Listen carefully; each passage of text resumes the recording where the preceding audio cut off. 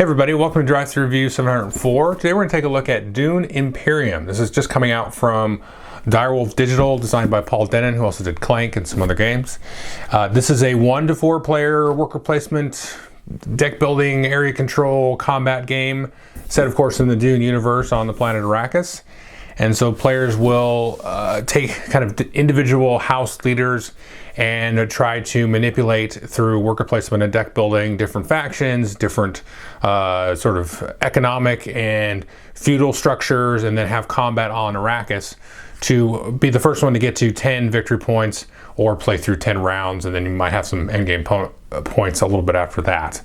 But let's jump down and walk through it a little bit. So Dune Imperium obviously is based on the books that were written in the 1960s, and most recently there's been a movie that was a little bit delayed. It draws a lot of its sort of artistic style and some of its imageries from the upcoming movie. And you've got here the main board, which is kind of broken into sections. You can see sort of the planet of Arrakis depicted, different factions on the left-hand side, and on the top you've got the Chom and the Landsraad, which is sort of like the feudal housing sort of board of directors kind of thing.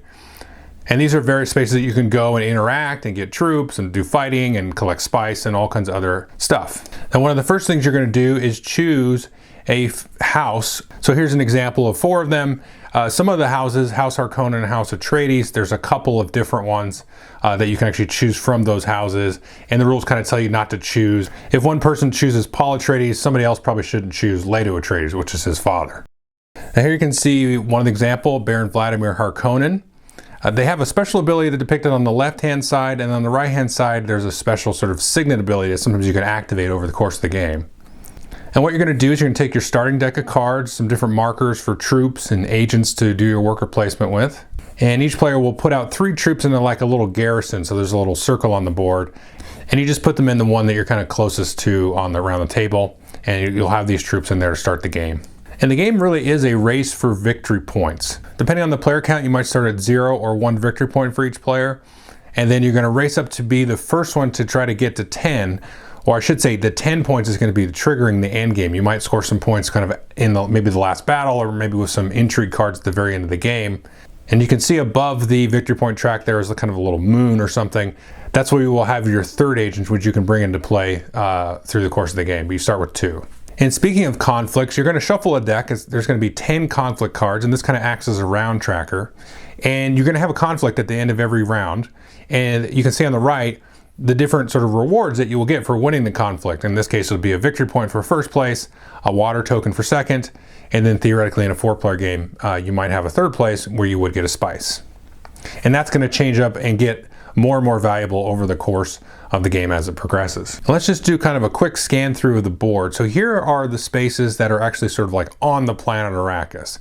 There's a lot of spaces where you can collect spice, deploy troops, and so on, maybe get some intrigue cards and draw other cards out of these spaces. And up here we have the Chom spaces. This is sort of like a economic type of board sort of thing in the Dune universe. But this is where you can get a little bit of money, and then you actually go and you sell your spice, which is probably the most valuable commodity in the whole universe here. And then you have some Landsraad spaces. This is where you can get your agent. You can hire a Mentat, which acts as kind of a temporary worker. You can get this persuasion value, which is how you actually acquire new cards for your deck, and so on. Then along the left-hand side of the board, you have 4 various factions. And you're going to increase your influence with the different factions, and they have their own special kind of worker placement spaces. Here you can see the example of the Fremen faction. And as you move up this track, you're going to get victory points and also get maybe an alliance token, which will come in handy for some of the different effects in the game. And another example here is the Bene Gesserit, and these folks deal in getting card draw and intrigue cards and so on, but you still also get your victory points out of this as well. So there's kind of 2 main areas that you get victory points. They aren't the only areas to get victory points, but one obviously is doing combat and winning the round's conflict, and those victory points are kind of scale up as well, but the reward isn't always going to be the victory points. It might actually be getting influence in some of these different faction tracks. And so you're kind of 2 main areas you're getting points, one with the different factions and then one with the conflict. Now you can't neglect either or. You can't just go all factions and win the game or go all conflict. You've got to balance it out. And you've got to balance it out between the different factions. You can't really sort of sell your soul to just the Fremen and the Bene Gesserit. You've got to dabble in some of the others if you expect to win the game. But let's talk a little bit about how a turn works. So Every round you're going to have 5 cards drawn out of your deck, and there's a couple of mechanics here that you will combine the card play with a worker placement. So here on this diplomacy card, you can see a couple of things. The one thing to note here is the icons along the left-hand side depict the various icons on the various spaces on the board. So for example here, the bottom left icon, I would take and place my worker on a Fremen space because that little icon at the bottom left matches the space here, the still suit space. So I need to play a card that has an icon basically allowing me access to that worker placement space, and then I would place the worker on that space and then do whatever it says, in this case collect a water token. For example, I could play this dagger card with the little green icon. It's only got the one icon. So I'd play that card, and then I would be able to put on any of these spaces here in the Landsrod that has that little green icon. Now in this case, you can actually see there's a cost to go to this space. And in addition to playing the card, I've also got to pay 4 Solari, or 4 money, to go here. And this will allow me to recruit the 4 troop cubes into my garrison. Now, a lot of the cards have an effect in addition. So you can see the signet ring here. It gives me access to these 3 types of spaces: the green, the blue, and the yellow triangle spaces. But I've also got a signet ring space. So if I play this card, in addition to getting access to the worker placement spot, I can then activate some kind of effect. In this case, activate my signet ring ability, which in the case of this character here is just to gather a spice. Now after placing all of my workers and cards, the remaining cards in my hand, I'm going to do a reveal step. And so you can see here I can collect 3 persuasion, because the bottom sort of section of the card is not used during your action turns, it's used during your reveal turns. So it's pretty simple. You get 5 cards. You play a card and put a worker out. You do the effect of the card if it's got an effect, and then you do the effect of the action space of that. And you can do them in any order. And then the cards that you end up with left over at the end of the turn, that's typically going to give you persuasion, which is what you use to purchase new cards and put in your deck. Or sometimes they'll have other little effects. They might give you a spice. They might give you sort of combat symbols to bolster up your overall combat rating in the conflict for that round. Now, speaking of persuasion, you're going to have some cards that you can always buy, but you're also going to have this kind of rotating center row of 5 cards that everybody's going to have access to. And these are going to be really cool, awesome cards that you're going to want to immediately replace your weak basic cards in your deck with. And these have a variety of different effects and give you access to different worker placement spaces and all kinds of things. They're just all around better. So for example, here's Piter. You can see he costs 5 persuasion in the upper right. He gives you access to a couple spaces. Whenever you play him, you're going to get an intrigue card, and you don't want to go to sleep on those. But if you hang on to him and reveal him in the reveal turn, you're going to get 3 persuasion for buying more cards, and he's also going to give you a little bit of a combat boost. Now, speaking of intrigue cards, like I said, you don't want to go to sleep on these. There's basically 3 types. You've got combat ones that you can reveal during combat at the end of the round, plot cards that you can just play during your turn, and there's a couple of endgame cards in there that will give you some bonus points once the endgame triggers. Now, certain action spaces are going to allow you to move troops from your garrison into the combat arena, and that's where you're going to then add up. Each cube is worth 2 combat rating, and if we look back here to Piter, he would add an additional combat rating on top of that. So if you had 3 cubes in there, that would be 6, plus the one from Piter would be 7. And then let's say you revealed this combat card here. If you had the 2 spice to pay, you could pay those 2 spice and add another 5, so that would bring your rating to 12. So that's kind of the general gist of the game. You're going to go back and forth over 8, 9, 10 rounds. Doing action turns, reveal turns, and then possibly playing some intrigue cards, through the course of combat, figuring out who wins that, divvying out the reward and so on. So let's go into my sort of 3 pillars of review. Let's first talk about play time. That's sort of boring. What does this say on it, the play time? This is 1 hour to 2 hours, and I would say that's probably fine. I think with 4 players, which I've not actually played it with, you might hit the 2-hour mark. I don't think too much more than that. But I have, most of the games I've played, I think, well, here's the thing. So let's get into the player count. I've played this 1, 2, and 3 player. Now, my multiplayer games have been online over Tabletop Simulator because my group's not really getting together, obviously because of COVID and everything. So I have played the heck out of this. I probably played this about 8 times or so, a few times on Tabletop Simulator, with people, and then a lot solo because, well, if you watch my channel at all, I'm not like a big solo gamer guy, but given the conditions, and especially recently for some reason, I've been really bit, and I think this game has a lot to do with it. I really like this game solo. Like, it's really cool. Now it's also my least favorite way to play this game. I really prefer this with a 2 and a 3 player, and I assume 4 player. I haven't had a chance to get 4 people in there together. But solo is really cool, and it has a scaling difficulty, And it also has an app. So it does come with a deck of cards. You just kind of flip the card, and then these sort of like dummy players take their turn, so to speak.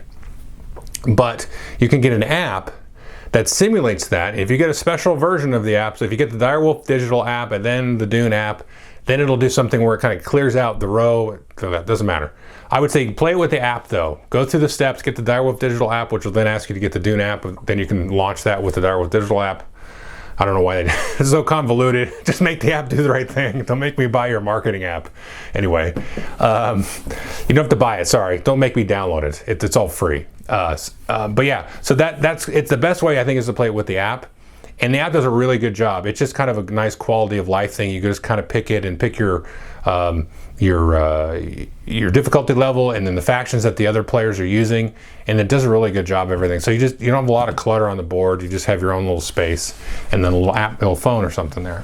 But it's really cool. It really scales interesting how the difficulty works it up. I haven't beat it on like the full expert mode. I beat it on like easy and then normal mode or whatever. And it does a good job. Like it's okay. Like it's pretty good. But there is like a little bit of a puzzle to solve. But it's a lot of fun. I really like it, and it feels a little bit like there's a player there. So it does its job. Now playing this with other people, if you play it with 2 players, you actually do want to still use the app because there is kind of a third player, dummy player. And in that case, it's just kind of doing like worker placement blocking. Because the thing is, with this sort of like area control combat game, that's just not going to work with a straight up 2-player game, the way that this game is designed. And I think they did the right thing by implementing that here and just having kind of block spaces off to sort of eat up a little bit of the thing, make a little bit of a tighter space to do it. But it really shines at 3-player because this game is great. So let's just kind of move into like, okay, what is this game like? Well, obviously you'd want to compare it to the old Dune game here, this is the Gale Force 9 version. And I absolutely love this game too. But I would make a good argument that this is like just as good as this other game. And now they're completely different styles of games. And I should be a little bit of a caveat here because I really like the Dune stuff. Like I read the 6 original books twice through. And then I tried reading some of the other ones and I didn't really like them.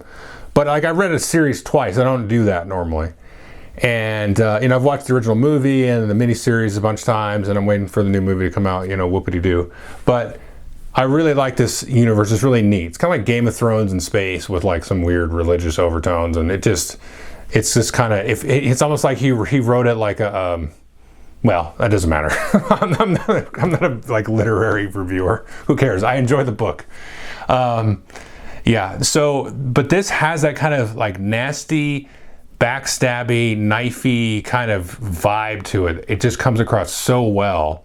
And this one really plays out. It's just the thing. It plays out in this really kind of like alternate reality Dune.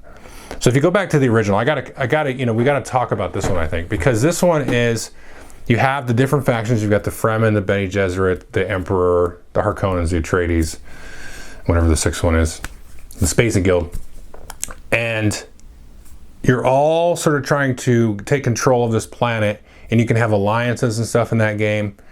And the way that the story is written, and if you don't want to hit Dune spoiler, then don't listen. But the way the story is written, there is the inevitability of the Atreides and Muad'Dib taking over. That's just going to happen because that's just in the cards, so to speak. Although it feels like it's on a knife's edge in a lot of ways. But with the whole like prescience and everything, like if there's no way around it. If the guy can see the future, then you can't beat him. But the way that plot line gets set up in the book, there's a lot of other ways that story could have gone, because Lady Jessica decided to marry Leto Atreides, and that whole thing where they had a son sort of outstep of the plan from the Bene Gesserit, blah blah blah. So if they actually had a daughter who was supposed to marry Fade Rautha Harkonnen, then the end person from that would have been like the Kwisatz Haderach and been the ruler of the universe forever and ever, or whatever. So you can see these games in kind of that light, because to me, to make a game about this and say, well, this isn't really following the story or the movie or whatever. Well, obviously it can't, because then why would you play the game? Because it's preordained, basically, the way it works in the books. Although it kind of isn't. I don't know. It's kind of the whole like philosophical piece of it.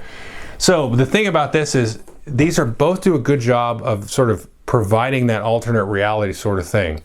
Whereas in the original Dune game back from the 70s, you're looking at it from this big sort of macroscopic level with these big sort of moving forces and things like that. So you're manipulating these plots that are sort of like spinning out, and the details of it you're not really too in touch with. You're sort of pushing and prodding from a very kind of deific sort of position, which, you know, that's part of the Dune thing, right? Is you have, you know, you sort of like the domino effect thing. You flick a thing and you have plans within other plans within other plans, and the rippling effects of your consequences and certain things like that.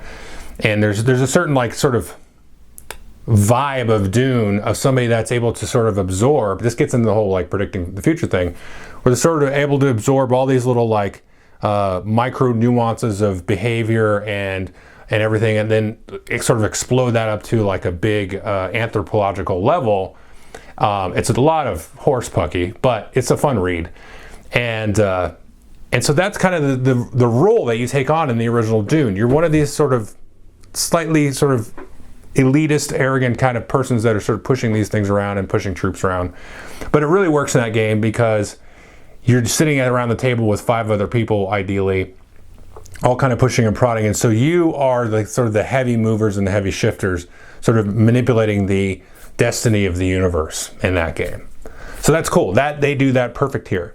Now the thing that's cool about this is the other sort of aspect to the Dune writing and the Dune things is it really sometimes comes down to those micro emotional small decisions of that. You know, if you heard the analogy of the butterfly flapping its wings in Costa Rica causes a hurricane in Hong Kong or something.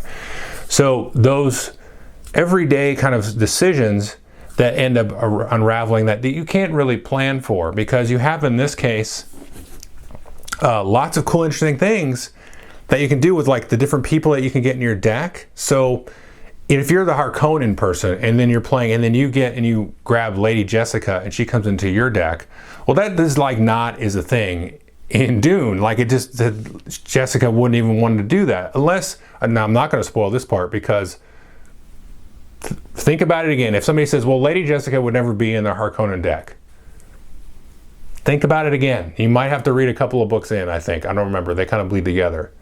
Just think about it. If you're a big Dune buff, I wouldn't say just dismiss those kind of things that don't on surface seem correct. But okay, so there you go. Sit on that for a minute. Try not to spoil it in the comments, because I think everybody kind of knows the general gist of Dune, but there's a lot of kind of little reveals and things that happen. And you're like, oh, well, this person was that. Okay, so there is that cool stuff there. So you have in this place those little small stories that are sort of just touched on sort of briefly with this one.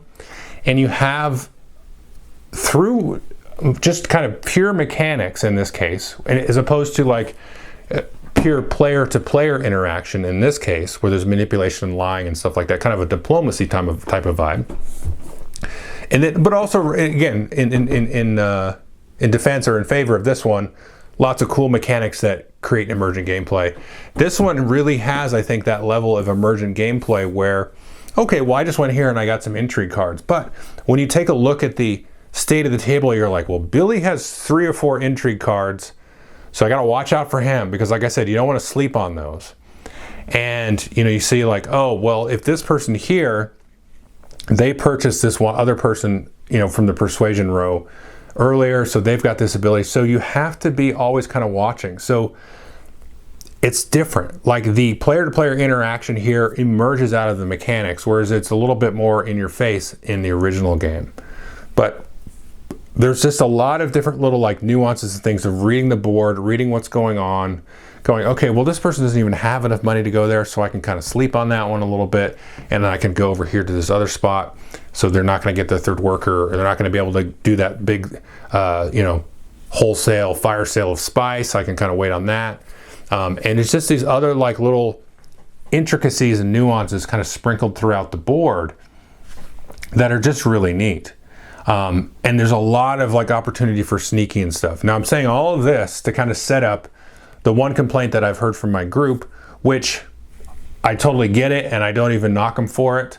I tease them and I say they're being a crybaby about it, but we joke. But so you can have it like at the end of this game, like a one kind of big final battle kind of thing, or you can feel like, oh, I'm in this place and I've got this really nasty scheme that I can reveal. But there is something to be said for that, where at the end of the game, it's like, oh, boom, you reveal a couple of intrigue cards, you squeeze some extra points. You're like, well, you lucky you drew that intrigue card, or you did this or you did that. So there is like a certain amount of like luck at the end of this to see who's going to win the game, or those intrigue cards are just going to hose you up. Like, you just kind of have to know, if somebody has an intrigue card, it has your name on it, and you're going to go down because of it. You have to play through that, okay? Because a lot of the other stuff is readable and knowable. That's what I really like about this game, is you can look at the state of it and say, okay, I kind of know what everybody's kind of doing. I can see that Billy over there, he's trying to go purchase these, there's this Spice Must Flow cards. If you just purchase it, you just get a point, which is huge. I mean, you only need 10 points. So you purchase it, you get a point. Now, it basically kind of sits dead in your deck. You get some spice on a reveal turn, but it doesn't do anything. And you can't go anywhere with it. There's no activation with it. It's just a dead card. But you can go after that sort of engine to kind of build up the persuasion engine, so you have a lot of purchasability at the end of a round, and so you can go that way and get a lot of cool cards that way. So there's a lot to kind of just parse and digest and get invested in, and then those intrigue cards are just sitting there waiting to just mess up your day. And I really like that, because that's what this game is about. Like, everybody has like this little trap that they're trying to spring. And that's kind of how the novels and everything work. Everybody's like laying traps for each other into certain spots. And the whole turn order thing, here's the best example I can give you, I think. The turn order thing is very key, because as you start to sort of push troops into the conflict from your garrison, well, if I go in like early turn, push like 4 troops in there, that's going to do one of two things. That's either going to scare people off who are looking at their hand going, they're okay, they already got a little bit of a lead, I don't really know how I can catch up. And if I do get in there, it's going to be kind of a crapshoot if I can take it. So you're either going to kind of scare people out, or people are just going to kind of wait and see, and then they're going to push their troops in towards the end of the turn after maybe you don't have any more turns left, kind of depending where turn order is going. And so you might get a little bit ahead of yourself, and then you're winning a conflict that isn't really that monumental of a conflict. Maybe you're getting like, I don't know, like one influence on a thing or something. So the early conflicts also as well aren't really worth necessarily losing your troops over. But there's this Mentat space, which I showed you, gives you the extra worker, but that worker goes away at the end of the round. So you're like, why would I spend a worker to get a worker that I have to use? So why would I just use that worker somewhere else? Well, when you get the Mentat, you draw a card. So you get a new card, which could be something that you needed, maybe the extra persuasion you needed to purchase some extra points or whatever. So, but then you get to let everybody else go, so then you're going to be, ideally, the last person to go in the round. So then you can kind of decide, well, how's this round going to end? Because you're going to go last. And if you have some kind of impact that you can make on the board in many different ways, then you can go ahead and make that. And that's cool, because that's kind of what a Mentat sort of does. A Mentat is like a human computer in the universe, because they've banned kind of all that kind of technology because there was an AI rebellion, blah, blah, blah in the past. And so the Mentats have sort of like trained themselves to be like these really, I'm trying to think there's an analogy of that, but they sort of take in data all the time, and they, just always analyzing. There's some other sci-fi thing that has that same sort of trope, but so that's what that Mentat does. So you kind of like hire this Mentat, and they are things that people will hire, that different houses will hire. So that sort of thing, in each of these different spaces kind of has that same sort of investment. So if nothing else, I mean, this may not be your style of game because you don't like kind of the knifing and the backstabbing, which I do, I really like that, is you can see how well developed the game is, because it just like each little space is like, oh yeah, okay, because this is how this works. And some of these spaces let you like push in troops even though you don't recruit any troops, but it makes thematic sense. So I don't know, this is if nothing else, is probably one of the most well developed games I've ever seen. But I think it's well designed, first of all, and it's just super functional and great. And so I kind of mentioned, I think I mentioned this in my top 10 games of 2020, but this sort of came out at the end of 2020 anyway, so I don't know in a normal year if I would have put it in there, because it wouldn't have had a chance really to get to it, because I didn't get this until December. It was, it was in the middle, early December, something like that. But this is like going in my top 50. Like, it's gonna be my top 10 games of all time. Like, this game's friggin' awesome. I mean, I love the theme. I love the backstabbing. I love it plays quick. Like, the only problem with this Dune is you're looking at either a 2 to 6 hour game. This is going to be right as a 1 to 2 hour game. It plays great solo, which I don't even like to do. It's kind of got that Blood Rage feel to it in a way, where you've got the area control kind of pushing around and jockeying stuff. But I think this does it even cooler. I don't know. And you've got other ways to get points, like those influence tracks you don't want to sleep on. And they give you cool bonuses and stuff like that. So it has this cool alternate reality vibe thing going on with the whole Dune thing and the different relationships of the people and all that kind of stuff. But it's exciting. Like, it's exciting to get into conflict. And even if you're not in a conflict, you're like, oh, these fools are fighting it out. We're on round 4. And I'm just built up this whole garrison of troops. And it's like, I'm ready next round. Ain't nobody winning next round, because I know next round's going to be better, and that's going to give me 2 victory points, and so on.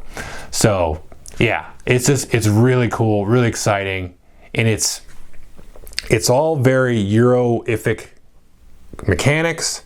But to me, I would never look at this and say it's a Euro game. Yeah, it has worker placement and deck building. Cool. Twilight Imperium has role selection. Okay. You know what I mean? But this is 100% a full-on Ameritrash, like, cut each other's throat game. And I love this game. So there you go. So anyway, that's Dune Imperium. Definitely high recommend through the roof, unless you don't like, in-your-face interaction, being screwed over in the last round, thinking you've won the game, And if you don't want any of that, then whatever. You don't have to win every game. So I would play this. I would just play it. This is such a good game. And it's fun solo. So there you go, done. Thanks.